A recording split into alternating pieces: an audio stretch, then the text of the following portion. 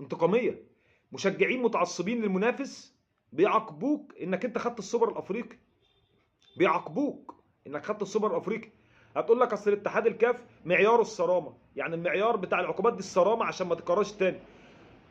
طب ولو هو معيار الصرامه، امام عاشور اللي اشتبك مع جمهور الزمالك وعمل لهم كده ما تغرمش $100 ليه؟